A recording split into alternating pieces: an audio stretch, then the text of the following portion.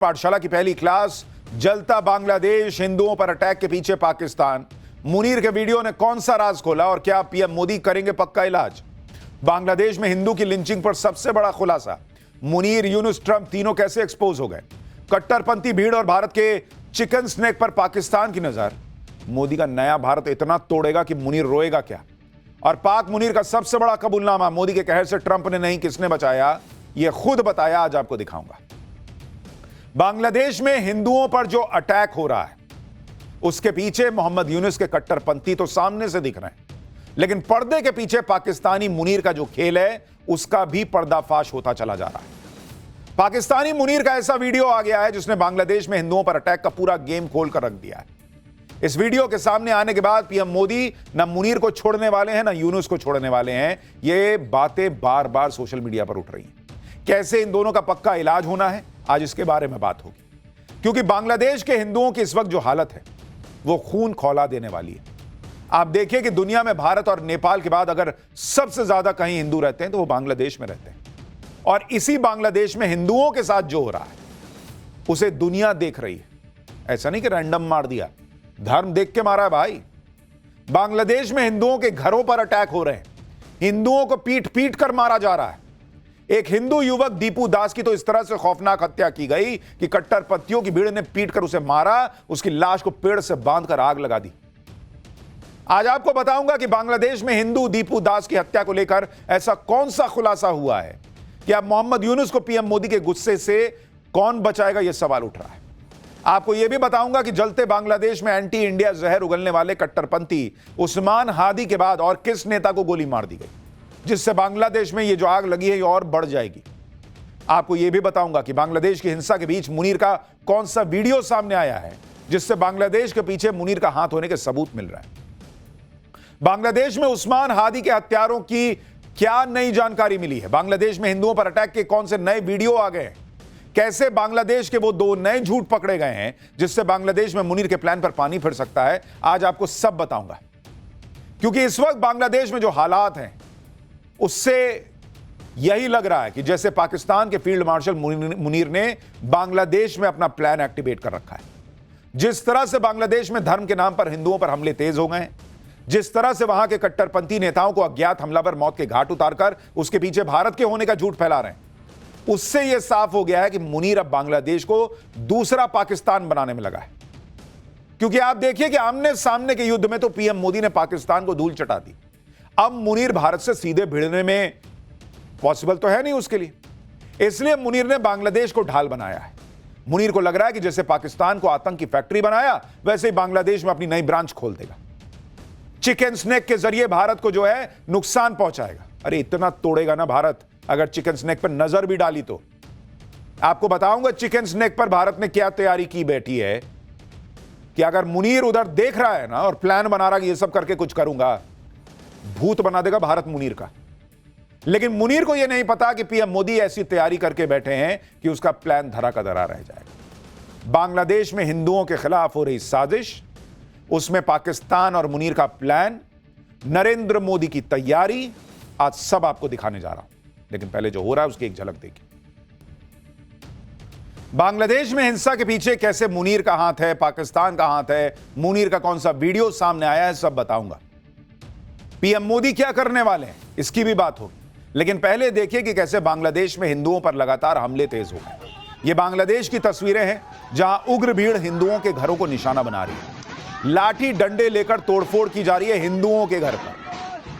बांग्लादेश में हिंदुओं पर अत्याचार इस कदर बढ़ गए हैं कि वहां हिंदुओं को कलाई पर कलावा बांधने तक पर पीट दिया जा रहा है। उन्हें भारत का जासूस बताकर हमले किए जा रहे हैं। यह वायरल वीडियो आप देखिए। आरोप है कि बांग्लादेश में एक हिंदू रिक्शा चालक पर भीड़ ने यह कहकर हमला कर दिया कि वो भारत का जासूस है। हाथ में कलावा पहनने पर उसको पीट दिया गया बेदर्दी से। उसका गुनाह सिर्फ यही कि वो हिंदू है और उसने हाथ में कलावा पहना हुआ है। सोचिए बांग्लादेश में कट्टरपंथी किस तरह हिंदुओं को टारगेट कर। आप देखिए बांग्लादेश में एंटी इंडिया भावनाओं को ऐसे पंप किया जा रहा है कि कट्टरपंथियों की भीड़ बांग्लादेश में भारत के वीजा सेंटर पर पहुंचकर वहां उत्पात मचा रही है। बांग्लादेश के चटगांव में उग्र प्रदर्शन के बाद सुरक्षा वजहों से भारत ने वीजा सेंटर को अनिश्चित काल के लिए बंद कर दिया। गुरुवार को असिस्टेंट इंडियन हाई कमिश्नर के घर पर भी हमला हो गया था। बांग्लादेश में हालात इतने बिगड़ गए हैं कि वहां कट्टरपंथी छोटी छोटी बच्चियों तक को नहीं छोड़ रहे। इन कट्टरपंथियों ने 7 साल की बच्ची को जिंदा जला दिया। 21 नवंबर को बांग्लादेश के लक्ष्मीपुर जिले में बीएनपी नेता 21 दिसंबर को बांग्लादेश के लक्ष्मीपुर जिले में बीएनपी नेता बिलाल हुसैन के घर के बाहर ताला मारकर आग लगा दी गई, जिसमें उसकी 7 साल की बेटी की जिंदा जलकर मौत हो गई। बांग्लादेश में एंटी इंडिया हिंसा कमजोर न पड़े, इसके लिए वहां के कट्टरपंथी युवा नेताओं को हमला किया जा रहा है और उसका आरोप भारत पर डालकर लोगों को भड़काया जा रहा है। उस्मान हादी के बाद बांग्लादेश के एक और स्टूडेंट लीडर को गोली मार दी गई है और गोली सिर पर लगी है, हालत गंभीर है। अज्ञात हमलावरों ने सोमवार को बांग्लादेश के खुलना शहर में इंटरनेशनल सिटीजन्स पार्टी के केंद्रीय श्रमिक संगठन के नेता मोहम्मद मोतालेब सिकदर की गोली मारकर हत्या कर दी। गोली मार दी मतलब अभी जिंदा है। यह हमला ऐसे वक्त में हुआ है जब बांग्लादेश की जांच एजेंसी यह खुलासा कर रही है कि उस्मान हादी के हत्यारे अभी देश में हैं या नहीं, यह क्लियर नहीं है। जबकि पहले ही माहौल बना दिया गया कि अरे उस्मान हादी को तो मार के भारत भाग गए हत्यारे, भारत ने उनको शरण दे रखी है। अब यह भी खुलासा हो रहा है कि उस्मान हादी की मौत के पीछे जिन आरोपियों का नाम आ रहा है उनका कहीं कोई कनेक्शन बांग्लादेश की छात्र राजनीति से था। यानी हो सकता है यह हत्या आपसी रंजिश में की गई हो, पाकिस्तान ने करवाई हो, लेकिन इल्जाम किस पर डाला जा रहा है? भारत पर। और कट्टरपंथी भारतीयों को, हिंदुओं को निशाना बना रहे हैं। बांग्लादेश की स्पेशल ब्रांच के चीफ रफीकुल इस्लाम का बयान आप सुन लीजिए, जो खुद कह रहे हैं कि हमारे पास कोई सबूत ही नहीं है पुख्ता कि हादी का हत्यारा भारत भाग गया है। बांग्लादेश की पुलिस खुद बता रही है भाई कि उनके पास कोई जानकारी नहीं है कि हत्यारे भारत भाग गए या भारत का इसमें हाथ है। बांग्लादेश में अभी जो हो रहा है वो सब कुछ इन दोनों चेहरों के इर्द गिर्द घूम रहा है। पहला नाम तो उस्मान हादी का है जो भारत विरोधी बातें करता था।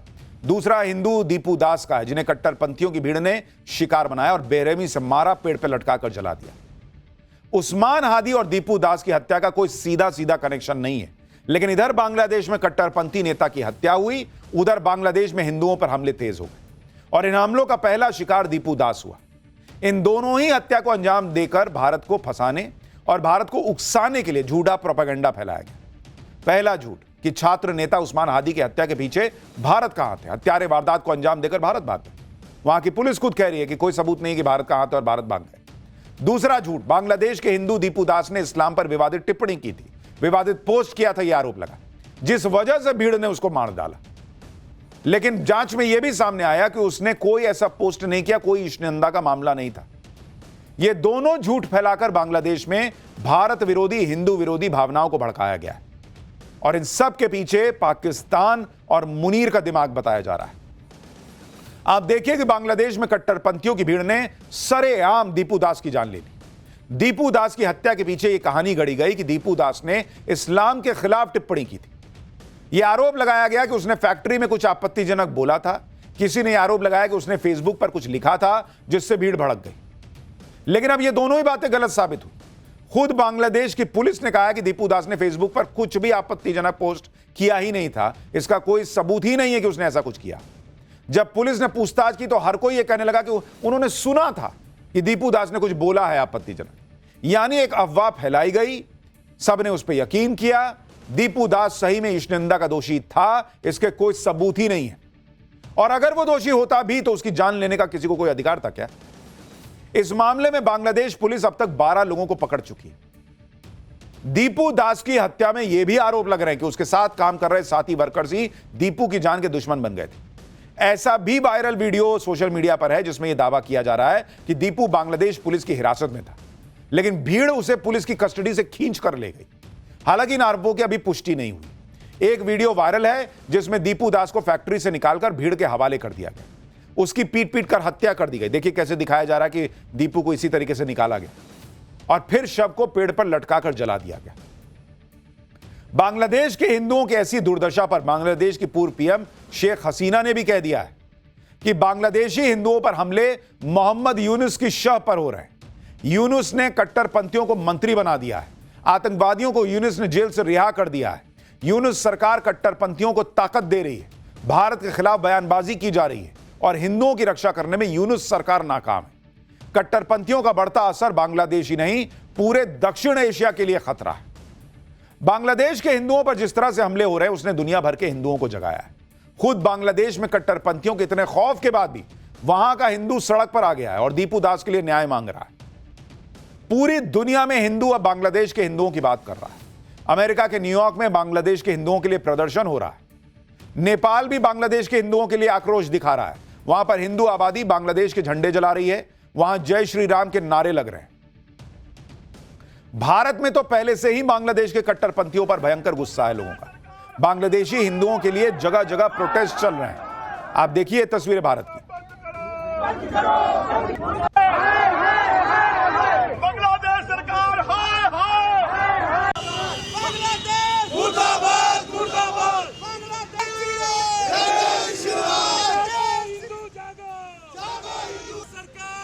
बंगाल में बीजेपी के नेता शुभेंदु अधिकारी ने हिंदू साधु संतों के साथ बांग्लादेश हाई कमीशन के ऑफिस तक मार्च किया और बांग्लादेश के हिंदुओं के लिए आवाज उठाई। इसी बीच संघ प्रमुख मोहन भागवत भी बंगाल में थे। उन्होंने बांग्लादेशी हिंदुओं के लिए क्या कहा है, एक बार सुनिए आप। हिंदुओं की दुर्दशा कब समाप्त होगी? वहां माइनॉरिटी है एकदम, वहां जरा कठिन है, फिर भी जो मैक्सिमम बचाव हो सकता है उसके लिए वहां के हिंदू को इकट्ठा रहना पड़ेगा और दुनिया भर के हिंदुओं को अपनी मर्यादा में रहकर उनकी कितनी मदद कर सकते हैं, जो और जितनी कर सकते हैं उतनी सब करनी पड़ेगी, हमको भी करनी पड़ेगी और हम तो वो कर रहे हैं। बाकी हिंदुओं का एक ही देश है, भारत देश, तो भारत की सरकार को इसका संज्ञान लेना पड़ेगा, कुछ करना पड़ेगा। कुछ कर भी रहे होंगे, कुछ बातें बताई जाती है, कुछ बताई नहीं जा सकती। परिणाम कभी होते कभी नहीं होते, लेकिन करना तो पड़ेगा। और इधर हम लोगों को संगठित होके समाज के नाते पक्का खड़ा रहना पड़ेगा। मोहन भागवत कह रहे हैं कि हिंदुओं को एकजुट होकर रहना पड़ेगा, तभी ताकत बनेगी। लेकिन सोशल मीडिया से लेकर हर जगह यह भी सवाल उठ रहा है कि वो तमाम इकोसिस्टम, वो तमाम नेता जो फिलिस्तीन में क्या हो रहा है उसको लेकर जो है वो चिंतित रहते हैं, वो बगल में बांग्लादेश में हिंदुओं के साथ कुछ हो रहा है उस पर क्यों नहीं बोलते। हिंदू एक होगा तभी इन कट्टरपंथियों का इलाज हो पाएगा, नहीं तो ये कट्टरपंथी दिनों दिन ताकतवर होते चले जाएंगे, जैसा कि बांग्लादेश में हो रहा है। ये मोहन भागवत को भी लगता है, आरएसएस को भी लगता है। बांग्लादेश में अभी जो आग लगी है वो और भी भड़क सकती है, क्योंकि बांग्लादेश में जिस उस्मान हादी की हत्या के बाद कट्टरपंथियों ने देश को जला दिया, उस उस्मान हादी के हत्यारों को बांग्लादेश अब तक पकड़ नहीं पाया। इससे बांग्लादेश की यूनुस सरकार पर भी सवाल उठ रहे हैं कि क्या यह देरी जानबूझकर की जा रही है ताकि गुस्सा और भड़के। क्योंकि आप देखिए कि शनिवार को जब उस्मान हादी का जनाजा निकला तो उसे एक शहीद की तरह विदाई दी गई। ऐसा दिखाया गया जैसे बांग्लादेश का कोई रियल नायक मर गया। उस्मान हादी के जनाजे को भारत विरोधी भावनाओं को भड़काने का अड्डा बना दिया गया। आप देखिए हादी के जनाजे में कैसे हजारों लाखों की भीड़ जुटने दी गई। वहां भारत विरोधी नारे लगे ताकि यह मैसेज चला जाए कि हादी की मौत का जिम्मेदार भारत है। उस्मान हादी की मौत के बाद जनाजे में जो भीड़ जुटी उसने बांग्लादेश में और बवाल काट दिया। मातम के माहौल के बीच हादी के कट्टरपंथी समर्थकों ने बांग्लादेश की संसद पर धावा बोल दिया। बैरिकेड तोड़कर ये लोग संसद परिसर में घुस गए, वहां तोड़फोड़ मचा दी। आप देखिए दिन में बांग्लादेश में उत्पात मचाने वाले हादी के समर्थक रात को मातम के बीच डीजे पार्टी भी कर रहे हैं। उस्मान हादी का परिवार भी भारत के खिलाफ जहर उगल रहा है। उस्मान हादी की बहन ने भारत को चेतावनी देते हुए कहा है कि we Bangladeshis will not rest until Indian dogs are completely wiped out. Hadi के समर्थक भी भारत के खिलाफ जहर उगल रहे हैं। यह कहा जा रहा है कि भारत के भिड़ने के लिए हमने हर किसी को ट्रेन करना होगा, क्योंकि भारत से सामना करना होगा। हमें खुदीराम बोस और आजाद नहीं दिखते, हमें तो उस्मान हादी दिखता है। हादी एक क्रांतिकारी था, एक क्रांतिकारी लीडर था। बांग्लादेश के लोग जिन भारतीयों को गाली दे रहे हैं वो भूल गए कि उनकी हालत पाकिस्तान ने क्या बना के रखी थी, और अगर भारत ने साथ ना दिया होता तो आज वो बांग्लादेश की खुली हवा में सांस न ले रहे होते, और आज भारत को आंख दिखा रहे हैं लोग। भारत के खिलाफ बोलने वाले हादी को अब कट्टरपंथी देश का नया नायक बनाया जा रहा है। उसकी तुलना बांग्लादेश को आजादी दिलाने वाले शेख मुजीबुर रहमान से हो रही है। भाई पूरा बांग्लादेश का डीएनए बदलने की साजिश चल रही है। ढाका यूनिवर्सिटी में जो हॉल शेख मुजीबुर रहमान के नाम पर था, अब उस्मान हादी हॉल नाम दे दिया गया है। यह ठीक वही पैटर्न है जो पाकिस्तान कश्मीर में अपनाता था, जहां सेना के हाथों मारे गए किसी आतंकी को शहीद बनाकर उसे कश्मीर का नया पोस्टर बॉय बनाने की साजिश रचता था। अब वही फॉर्मूला मुनीर बांग्लादेश में चला रहा है। एंटी इंडिया उस्मान हादी को नायक बनाकर बांग्लादेश में कट्टरपंथियों की नई फौज खड़ी करने में लगा है। आप ये देखिए कि बांग्लादेश में जो उग्र भीड़ सड़क पर उतरकर कभी अखबार का दफ्तर जला रही है, कभी नेता का घर जला रही है, उस भीड़ के हाथों में ISIS के झंडे दिख रहे हैं। और ये तस्वीरें तब की हैं जब हाल ही में कट्टरपंथियों की भीड़ ने ढाका में शेख मुजीबुर रहमान के घर पर हमला कर दिया था। ये कौन लोग हैं, समझ में नहीं आ रहा है दुनिया को। ये किसके इशारे पर काम कर रहे होंगे, ये समझ में नहीं आ रहा है। उस्मान हादी की मौत के पीछे पाकिस्तान का हाथ है और उसके कई सबूत सामने आने शुरू हो गए। बांग्लादेश में हादी की हत्या के पीछे कट्टरपंथी संगठन जमात इस्लामी बांग्लादेश का हाथ होने की खबरें। यह वो संगठन है जिसका पाकिस्तान से गहरा कनेक्शन है। बांग्लादेश की आजादी के वक्त से यह जग जाहिर है कि वो पाकिस्तान से जुड़ा हुआ है। उस्मान हादी की मौत को लेकर बांग्लादेश की BNP पार्टी की बड़ी नेता नीलोफर ने चौंकाने वाला दावा किया। नीलोफर ने बांग्लादेशी मीडिया को दिए इंटरव्यू में दावा किया है कि हादी का संदिग्ध हत्यारा जमात इस्लामी से जुड़ा हुआ है। नीलोफर के मुताबिक जमात इस्लामी के नेता ने ही उस आरोपी की 2 बार जमानत कराई जिस पर उस्मान की हत्या का आरोप है, जिसमें एक बेल बॉन्ड तो उस्मान की हत्या से कुछ महीने पहले भरा गया था। नीलोफर ने यह भी दावा किया है कि इस खुलासे के बाद से उसकी जान को भी खतरा हो सकता है। ये आरोप ऐसे वक्त में लग रहे हैं जब हाल ही में पाकिस्तान के आतंकी संगठन हाफिज सईद के बांग्लादेश आतंकी संगठन जैश ए मोहम्मद और लश्कर के जो आतंकी हैं उनकी तमाम बातें बाहर आई। हाफिज सईद के बांग्लादेश जाने और वहां आतंकियों की नई फौज खड़ी करने की खबरें आई थी। बांग्लादेश में जो भी हो रहा है उसका बांग्लादेश के इलेक्शन से भी कनेक्शन है। शेख हसीना की सरकार हटने के बाद बांग्लादेश में इलेक्शन होना था और यह 12 फरवरी को होना था। यानी अगले 5 साल बांग्लादेश में भारत फ्रेंडली सरकार रहेगी या भारत विरोधी सरकार रहेगी, यह तय होना है। इस वजह से पाकिस्तान यह मौका छोड़ना नहीं चाहता।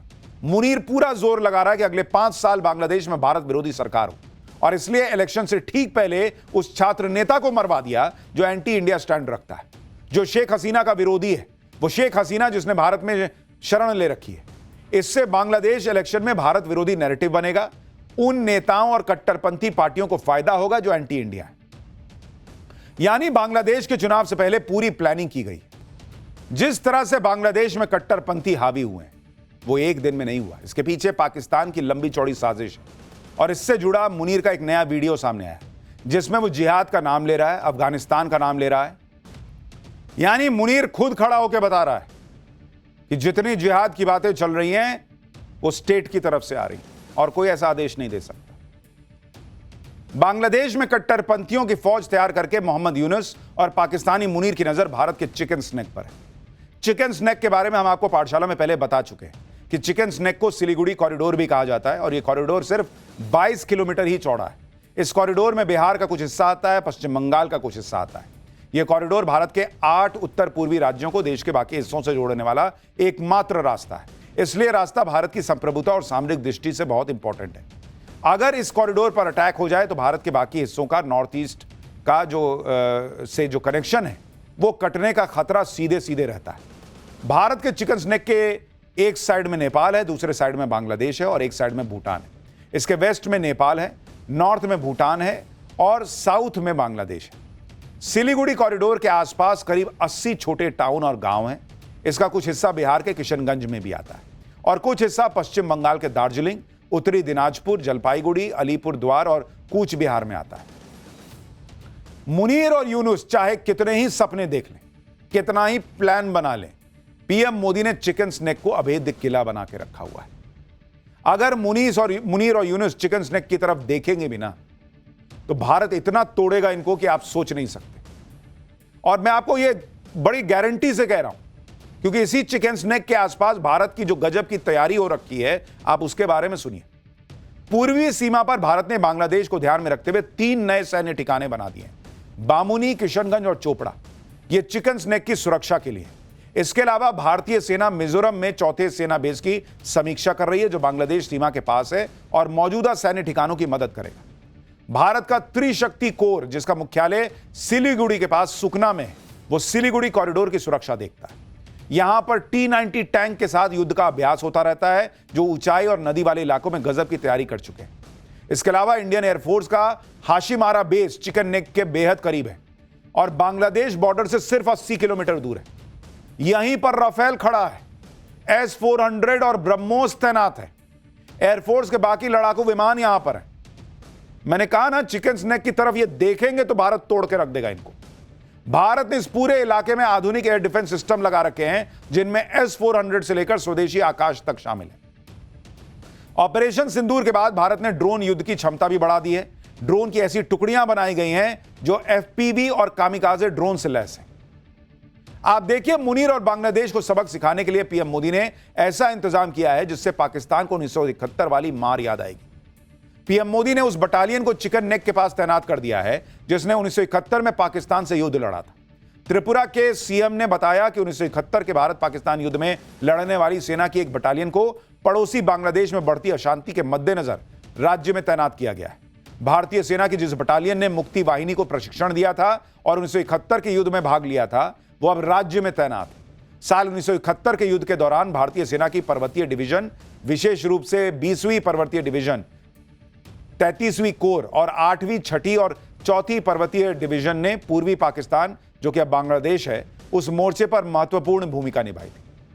यानी वहां भी एक मैसेजिंग दे दी गई है कि भाई 1971 में जिन्होंने फोड़ा था वही खड़े हैं, बहुत मार मारेंगे।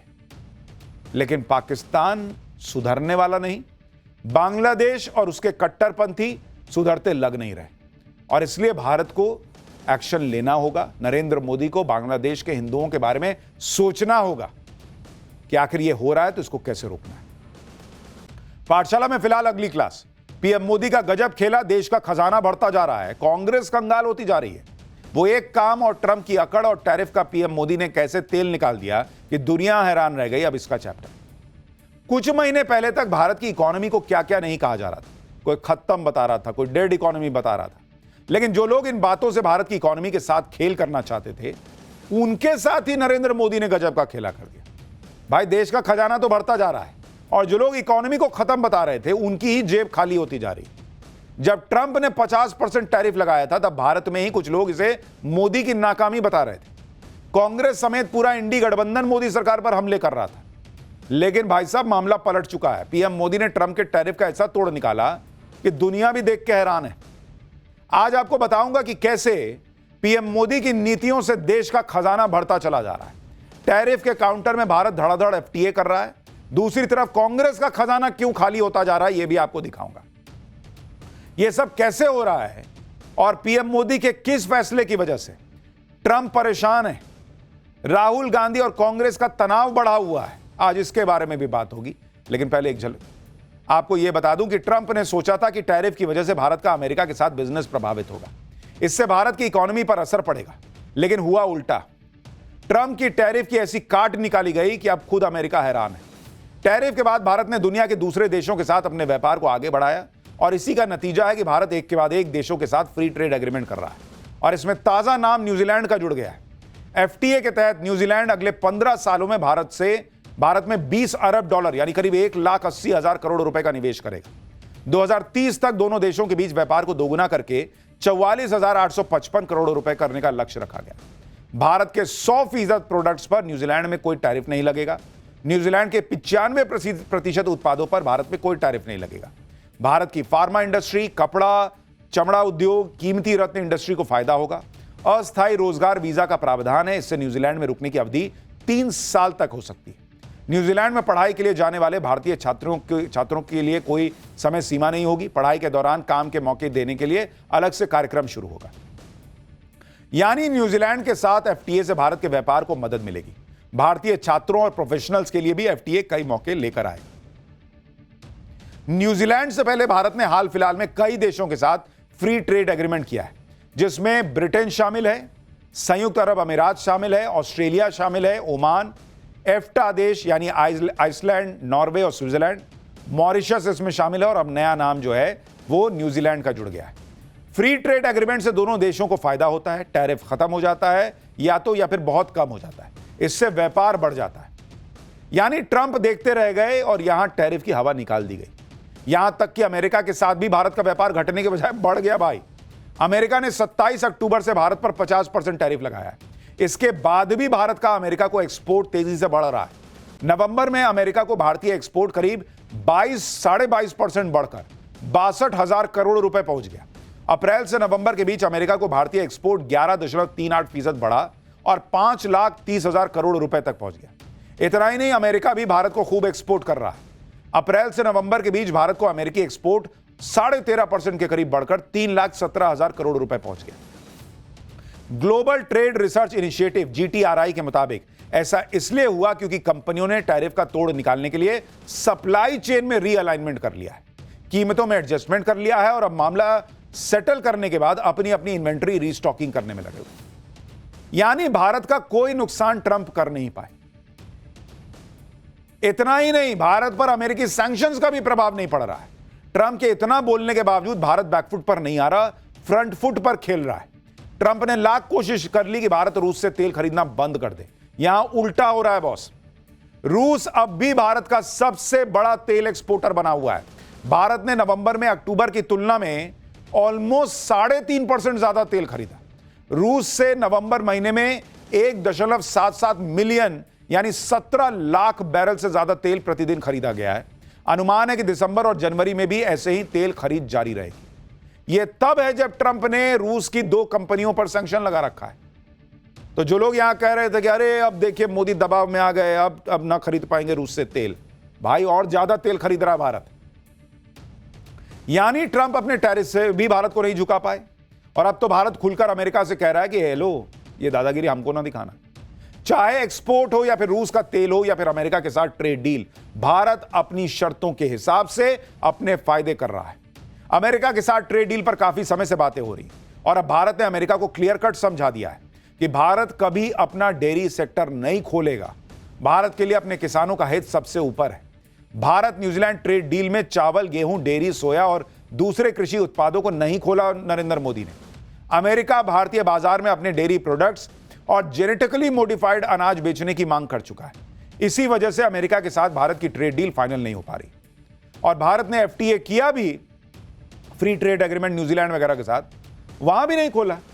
सब ठीक है बॉस, लेकिन अपने किसान को छोड़ देंगे ऐसा थोड़ी होगा। ट्रंप ऐसे ही पीएम मोदी को टफ नेगोशिएटर नहीं कहते हैं। अमेरिका को भी समझ में आ रहा है ना भाई कि भारत के साथ डील करनी होगी तो भारत की शर्तों पे मानना होगा, जैसे बाकी देश मान रहे हैं दुनिया में। पीएम मोदी जिस तरह से इकोनॉमी को रीशेप कर रहे हैं उसका असर दिख रहा है बॉस।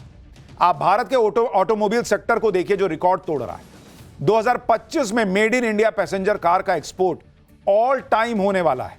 2025 में भारत करीब 10 लाख पैसेंजर कार एक्सपोर्ट करने वाला है। Society of Indian automobile manufacturers SIAM के मुताबिक 2025 के पहले 11 महीने में भारत 7,90,667 कार एक्सपोर्ट कर चुका है जो भारत में बनी थी। यह पिछले साल के कुल 7,43,326 कारों के एक्सपोर्ट को पार कर चुका है। दिसंबर में कार सेल्स के लिए सबसे मजबूत दिसंबर को माना जाता है। एक्सपर्ट्स का अनुमान है कि भारतीय पैसेंजर कार एक्सपोर्ट आसानी से 10 लाख का माइलस्टोन पार कर जाएगा। यानी दुनिया में भारत में बने कार जो हैं वो एक्सपोर्ट किए जा रहे हैं। इकोनॉमी मजबूत होगी तो देश को फायदा होगा, देश में पैसा आएगा, खजाना भरेगा। पीएम मोदी की पॉलिसी से यह सब देश में हो रहा है।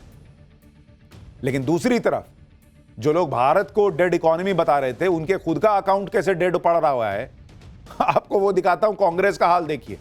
वो कांग्रेस जिसने देश पर सबसे लंबे समय तक राज किया, आज कांग्रेस की आर्थिक स्थिति कैसे खस्ता हाल हो रही है, आपको राजनीतिक दलों की फंडिंग और चंदे के बारे में जानने से पता चलेगा। इससे न सिर्फ पार्टियों की आर्थिक सेहत का पता चलता है, बल्कि उन पार्टियों पर कितना भरोसा है यह भी पता चलता है। आप देखिए कि जो पार्टियों को चंदा मिला है, अगर आप उसको देखने बैठिएगा, कांग्रेस को कोई चंदा देने को तैयार नहीं है बॉस। पब्लिक वोट नहीं दे रही, लोग पैसा चंदा नहीं दे रहे। जो पार्टियों को चंदा मिला है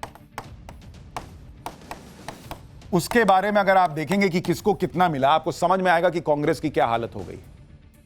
कांग्रेस को अगर आप देखेंगे 2023-24 और 2024-25, इसमें अगर आप देखेंगे कांग्रेस का हाल, कांग्रेस को 2023-24 में कितना चंदा मिला? 1,129 करोड़ रुपया। 1,129 करोड़ रुपया। ये 24-25 में गिर के बॉस 522 करोड़ रुपए पे आ गया है। -50% बॉस, आधा से भी कम चंदा मिल रहा है। यह हालत हो गई भाई कांग्रेस की। कोई चंदा देने को तैयार नहीं है, पब्लिक वोट नहीं दे रही, कोई चंदा नहीं दे रहा कांग्रेस को। उधर आप बीजेपी को देखिए, बीजेपी को 2023-24 में 3,967 करोड़ रुपए का चंदा मिला, 3,967 करोड़, जो कि 2024-25 में बढ़कर 6,088 करोड़ रुपया हो गया है बॉस। यहां +53% है। देख रहे हैं, कोई कांग्रेस में निवेश नहीं करना चाह रहा। बीजेपी को जो डोनेशन मिला है वो करीब दर्जन भर विपक्षी पार्टियों से 4.5 गुना ज्यादा है, और कांग्रेस को मिले चंदे से करीब 11 गुना ज्यादा। राजनीतिक पार्टियों को यह डोनेशन इलेक्टोरल बॉन्ड खत्म होने के बाद मिले। विपक्ष आरोप लगा रहा था कि इलेक्टोरल बॉन्ड्स की मदद से बीजेपी ज्यादा चंदा ले रही है, लेकिन इलेक्टोरल बॉन्ड खत्म होने के बाद भी बीजेपी को सबसे ज्यादा चंदा मिला है। दूसरी तरफ कांग्रेस का डोनेशन घट के आधा रह गया है। कांग्रेस को सोचना होगा कि उसकी पॉलिटिक्स कहां जा रही है और नरेंद्र मोदी देश को, पार्टी को कहां ले जा रहे हैं। भाई ये लोग बोलते थे ईवीएम की वजह से मोदी जीतते हैं, बीजेपी जीतती है, बैलेट पेपर से चुनाव होगा तो जीत जाएंगे। अभी महाराष्ट्र में निकाय चुनाव हुए, बैलेट पेपर से हुए, वहां भी हार गए बुरी तरह से। भाई सोचो क्या कर रहे हो कि पब्लिक नकार रही है। इसको गाली उसको गाली देने से कुछ नहीं होगा। खैर, पाठशाला में अब अगला चैप्टर, मोदी की एंट्री, बंगाल वाले ओवैसी की बाबरी और आरएसएस का वो ऐलान, ममता का बंगाल हारना तय हो गया है क्या? बीजेपी का बंगाल को बांग्लादेश नहीं बनने देंगे वर्सेस टीएमसी का कोई बांग्लादेश नहीं जाएगा। कैसे घमासान मचेगा, अब इसका चैप्टर। जिस वक्त बांग्लादेश के हिंदुओं पर हो रहे अत्याचारों की चर्चा हो रही है, उसी वक्त पश्चिम बंगाल में भी जोर शोर से यह बात हो रही है कि बंगाल को बांग्लादेश नहीं बनने दिया जाएगा। पश्चिम बंगाल में मार्च अप्रैल में विधानसभा चुनाव है और बांग्लादेश के मामले ने बंगाल के चुनावी माहौल को जबरदस्त तरीके से गरमा दिया है। बिहार में एनडीए की प्रचंड जीत के बाद ही प्रधानमंत्री मोदी क्लियर कर चुके हैं कि भैया अगला फोकस तो मेरा बंगाल है। और अब बंगाल की पिच पर प्रधानमंत्री मोदी की एंट्री होते ही खलबली मची हुई है। एक तरफ पीएम मोदी की घुसपैठियों के खिलाफ हुंकार है कि कोई घुसपैठियां यहां छोड़ेंगे नहीं। दूसरी तरफ बंगाल में चुनाव से पहले घुसपैठियों के सफाई के लिए हो रहे एसआईआर ने बंगाल चुनाव के 2 एजेंडे तय कर दिए। पहला कि बंगाल को बांग्लादेश नहीं बनने दिया जाएगा, दूसरा कोई बांग्लादेश नहीं जाएगा, यह भी कोई दावा कर रहा है। इस सब के बीच ममता बनर्जी बंगाल वाले ओवैसी की बाबरी और आरएसएस के ऐलान पर घिरती जा रही। पहले बंगाल के ओवैसी हुमायूं कबीर ने बाबरी मस्जिद का शिलान्यास किया, अब उन्होंने नई पार्टी बना दी बॉस, और ममता बनर्जी की हार की भविष्यवाणी कर दी। आज जब पार्टी बनी है बंगाल के ओवैसी की, वहां ओवैसी की पार्टी से कौन आया हुआ था, कैसे मुसलमान भर के आया हुआ था, बंगाल में क्या खेला हो रहा है, क्या ममता बनर्जी की हार की स्क्रिप्ट बंगाल में तैयार हो रही है, आज इस पे बात करूंगा। लेकिन पहले एक झलक देखिए।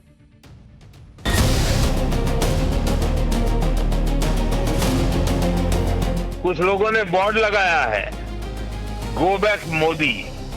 अच्छा होता बंगाल की हर गली में, हर खंबे पर यह लिखा जाता कि गो बैक घुसपैठिए।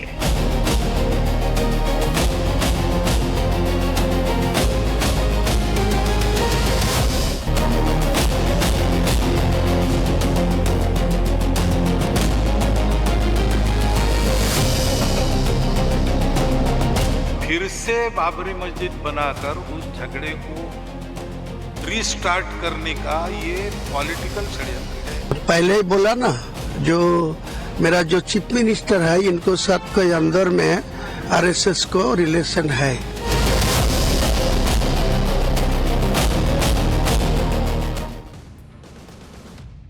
देखिए, बंगाल में सबसे बड़ा चुनावी मुकाबला होना है और यह सीधा मुकाबला है प्रधानमंत्री नरेंद्र मोदी और पश्चिम बंगाल की मुख्यमंत्री ममता बनर्जी के बीच। ममता बनर्जी को लगता है कि बंगाल का किला जो है ना, कोई हिला नहीं सकता। ऐसे ही केजरीवाल को भी लगता था, जबकि नरेंद्र मोदी ने भी कसम खा रखी है, इस बार बंगाल में आर पार होगा। नरेंद्र मोदी की बंगाल चुनाव में एंट्री भी हो चुकी है।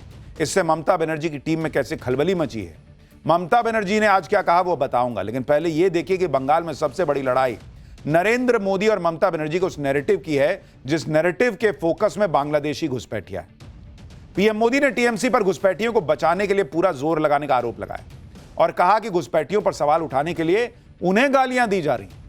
पीएम मोदी बंगाल में रैली करने गए थे, लेकिन वो रैली कर नहीं पाए थे और उधर टीएमसी के लोग पीएम मोदी के लिए गो बैक के नारे लगा रहे थे। पीएम मोदी ने कहा कि अच्छा होता कि अगर बंगाल की हर गली में, हर खंबे पर गो बैक घुसपैठिए के पोस्टर लगाते। सुनिए पीएम मोदी ने कैसे लकीर खींच दी है कि ममता बनर्जी और उनकी पार्टी घुसपैठियों को बचा रहे हैं। बीजेपी के ईमानदार प्रयास के बीच आपको टीएमसी की साजिशों से भी, उनके कारनामों से भी सावधान रहना होगा। टीएमसी घुसपैठियों को बचाने के लिए पूरा जोर लगा रही है। बीजेपी जब घुसपैठियों का सवाल उठाती है तो टीएमसी के नेता हमें गालियां देते हैं। मैंने अभी सोशल मीडिया में देखा, कुछ जगह पर कुछ लोगों ने बोर्ड लगाया है, गो बैक मोदी। अच्छा होता बंगाल की हर गली में, हर खंबे पर यह लिखा जाता कि गो बैक घुसपैठिए, गो बैक घुसपैठिए। लेकिन दुर्भाग्य देखिए, गो बैक मोदी के लिए बंगाल की जनता के विरोधी नारे लगा रहे हैं। बंगाल में नरेंद्र मोदी की एंट्री करते ही टीएमसी में हड़कंप मच गया। टीएमसी नेताओं ने पीएम मोदी के खिलाफ लगे पोस्टर का समर्थन करना शुरू कर दिया कि भाई गो बैक मोदी लिखा है तो क्या गलत लिखा है। सुनिए टीएमसी सांसद सौगत राय ने ये गो बैक मोदी के पोस्टर पर क्या कहा है। नरेंद्र मोदी ने बंगाल में एंट्री करते ही चुनावी माहौल सेट कर दिया। इस पर ममता बनर्जी की टीम में पैनिक तो होगा ही। सीएम ममता ने पूरा गुस्सा चुनाव आयोग पर निकाल दिया और चुनाव आयोग पर बीजेपी के ऑर्डर पर काम करने का आरोप लगा रही है। आज भी ममता बनर्जी ने कोलकाता में टीएमसी के बूथ लेवल एजेंट्स के साथ बैठक की। इस बैठक में ममता बनर्जी ने एसआईआर की सुनवाई को लेकर चुनाव आयोग की तरफ से नियुक्त ऑब्जर्वर्स पर सवाल उठाए। ममता बनर्जी ने कहा कि बंगाल में चल रहे एसआईआर में गंभीर गलतियां हुई हैं, वोटर्स की मैपिंग में गड़बड़ी मिल रही है और चुनाव आयोग बीजेपी के आदेश पर जांच के लिए ऑब्जर्वर नियुक्त कर रहा है। इसके लिए राज्य सरकार को कोई जानकारी तक नहीं दी जा रही। ममता बनर्जी का आरोप है कि यह सारी प्रोसेस चुनाव में बीजेपी को फायदा पहुंचाने के लिए की जा रही और बाहर के लोगों का नाम वोटर लिस्ट में जोड़ने की कोशिश हो रही। आगे ममता बनर्जी का आरोप है कि एसआईआर पर सुनवाई के लिए नियुक्त किए गए अधिकारियों को बांग्ला भाषा का ज्ञान नहीं है। ऐसे में वोटर्स का वेरिफिकेशन करने के योग्य ही नहीं है वो। एक तरफ नरेंद्र मोदी की चुनौती, दूसरी तरफ एसआईआर से घबराहट, तीसरी तरफ बंगाल के ओवैसी भी ममता के सामने दहाड़ रहे हैं। बंगाल के ओवैसी यानी हुमायूं कबीर बंगाल में नई बाबरी बनवा रहे हैं और आज उन्होंने ममता बनर्जी को हराने का दावा करते हुए अपनी नई पार्टी का ऐलान कर दिया। इसके लिए हुमायूं कबीर मुर्शिदाबाद के बेलगांडा में बड़ी रैली करते दिखे। इस रैली में भी बाबरी मस्जिद के शिलान्यास की तरह भारी भीड़ जुटी मुसलमानों की। मस्जिद के लिए जिस तेजी से चंदे में नोट आ रहे हैं, उससे पहले ही ममता बनर्जी को मुस्लिम वोट खिसकता दिख रहा है। उस पर हुमायूं कबीर ने आज ममता बनर्जी को नई टेंशन दे दी। 6 दिसंबर को मस्जिद के शिलान्यास के वक्त हुमायूं कबीर के मन से अल्लाहू अकबर के नारे लगे। आज नई पार्टी का ऐलान करते वक्त हुमायूं कबीर के मन से वंदे मातरम की गूंज सुनाई दी। हुमायूं कबीर ने खुद भी वंदे मातरम कहा और समर्थकों से वंदे मातरम के नारे लगवाए। यानी हुमायूं कबीर की नजर सिर्फ ममता बनर्जी के मुस्लिम वोट बैंक पर नहीं, वो टीएमसी के हिंदू वोट बैंक में भी सेंध मारने का प्लान बना चुके हैं। आप हुमायूं कबीर की रैली में वंदे मातरम की गूंज सुनिए।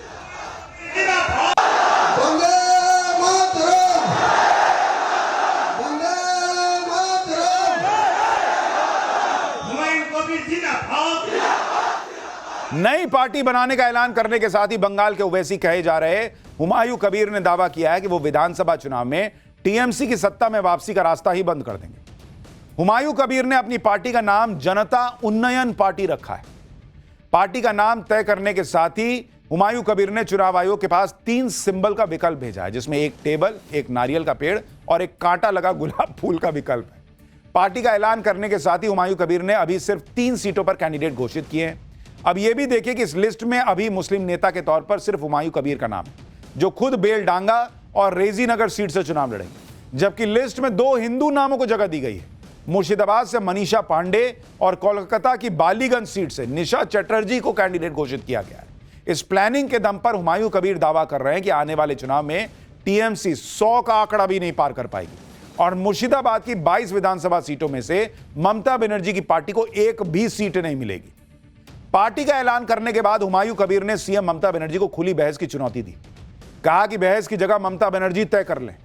सुनिए हुमायूं कबीर, बंगाल के नए ओवैसी, कैसे ममता बनर्जी को चैलेंज दे रहे हैं।